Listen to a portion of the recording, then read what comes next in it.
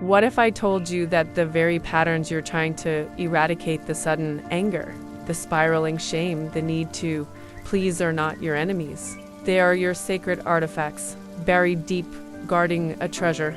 For years, you've been trying to renovate the surface of your life, but the cracks keep reappearing because you're working from the wrong blueprint. The real blueprint, the one with the original load-bearing walls, the secret passages, and the hidden rooms, is locked in your subconscious. It's your shadow. And shadow work isn't about fighting monsters in the dark.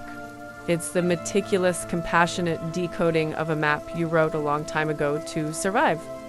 Today, I'm showing you the cartographer's key. The journey doesn't start with a confrontation. It starts with noticing an echo. That trigger, the one that sends you from 0 to 60, isn't random. It's a precise signal, a ripple on the surface pointing to a foundational crack far below. The first phase is learning to read these ripples as coordinates on your inner map. Then you trace the echo back to its source wall. You don't just ask, why am I angry? You archaeologically ask, when did I first learn that anger was the only tool that kept me safe? Or when did I vow that my needs were a structural flaw? This depersonalizes the pain. It wasn't a flaw. It was a genius survival strategy. This is where it changes from therapy to encounter. You don't analyze a problem, you meet an exiled one. The vigilant child, the people pleaser, the raging protector. You give it a chair and a voice, and you ask it the question that changes everything. What are you trying to protect me from? Behind the armor of people-pleasing is a ferocious gift for empathy.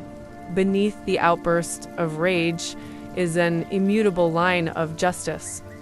Your shadow didn't steal your power. It sealed it away for safekeeping.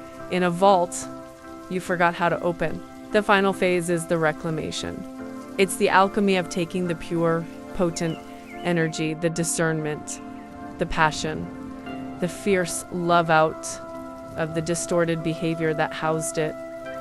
You draft a new clause in your psychic constitution.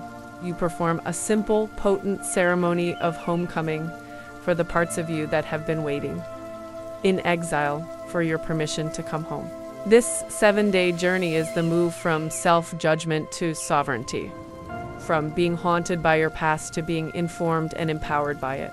It's how you stop building your life on top of buried ruins and start building from a fully excavated, integrated, and holy site. The full map, the exact questions that trace the echo, the structured dialogue for the council with your exiles, the precise wording of the homecoming ceremony is drawn for those ready to be their own archaeologist. If you could safely meet one exiled part of yourself, what name would you give it? The lonely artist?